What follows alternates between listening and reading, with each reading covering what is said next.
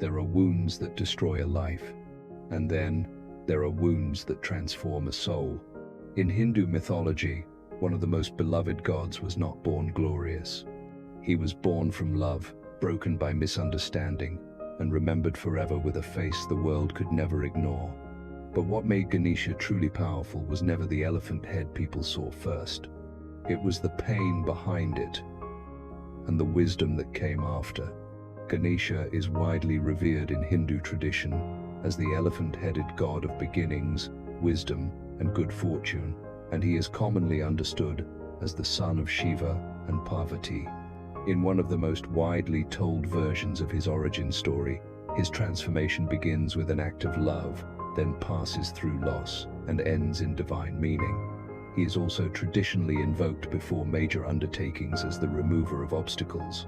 Parvati, the goddess of devotion and motherly power, longed for someone who belonged to her alone.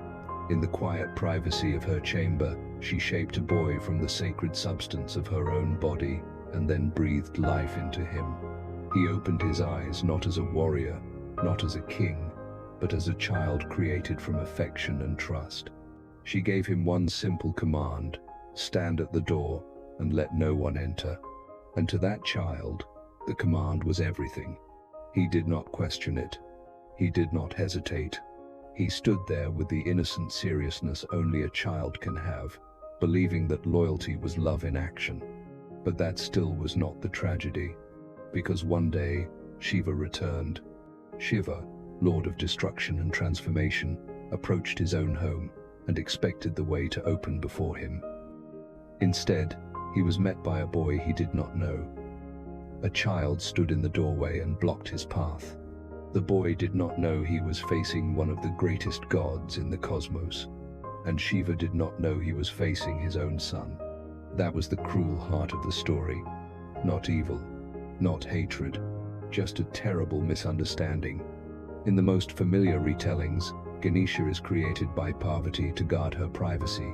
Shiva is stopped at the threshold, and a violent confrontation follows because neither side understands the truth in time.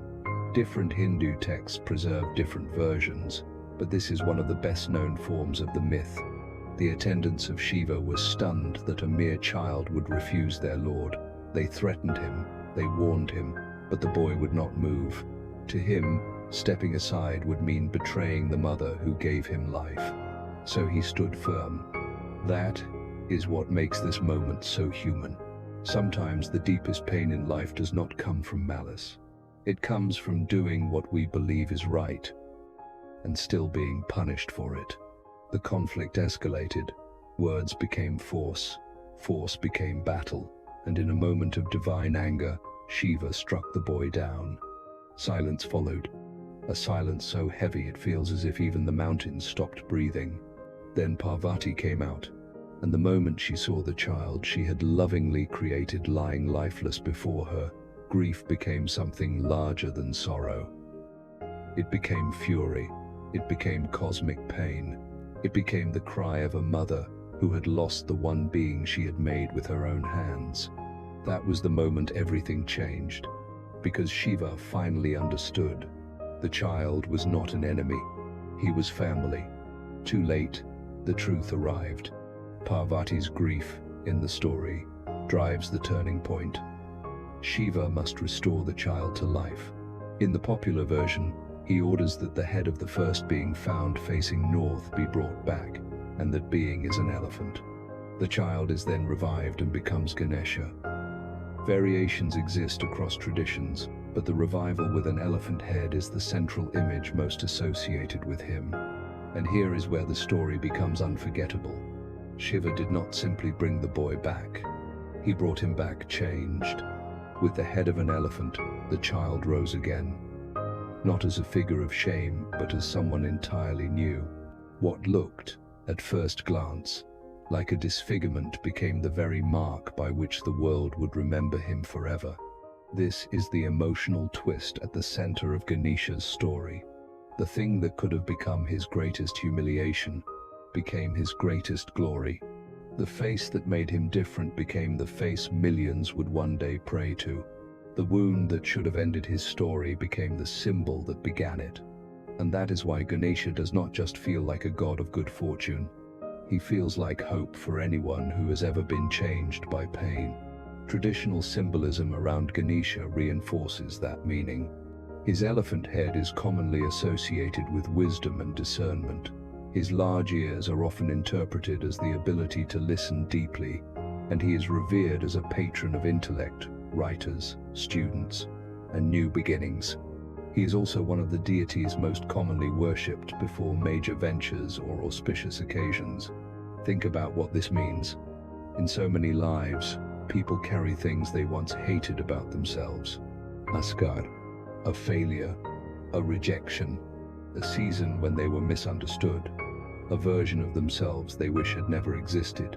But Ganesha's story whispers something gentler. Maybe the broken part of you is not the end of your worth. Maybe the part that changed you is the part that will teach you how to see. Maybe what made your life harder is also what made your heart deeper. That is why Ganesha became more than a mythic figure. He became the god people turned to at beginnings, before writing, before studying, before opening a business, before travel, before prayer, before hope itself takes its first step. Because his story understands the doorway. A doorway is never just an entrance. It is the place where fear argues with faith, where the old life ends and the new one begins, where obstacles look final, until grace opens a path. And perhaps no one deserves to guard that threshold more than the one who once stood at a door, loyal and unrecognized, and paid the price for it. There is something deeply healing in that. Ganesha teaches that wisdom is not always born in comfort. Sometimes it is born in loss. Sometimes identity is forged in the moment everything falls apart. Sometimes what looks strange to the world carries a sacred purpose we cannot yet see. So the next time life gives you a version of yourself you did not ask for, remember him.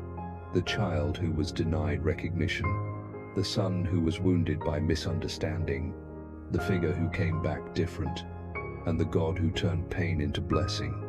Maybe that is why people still bow their heads before Ganesha, not only because he brings luck, but because he reminds us that what seems broken can become meaningful, that what is rejected can become revered, and that some of the most beautiful beginnings are born from the most painful endings. If this story touched something in you, share in the comments what part stayed with you most. And if you know someone who is walking through a difficult new beginning, send them this story.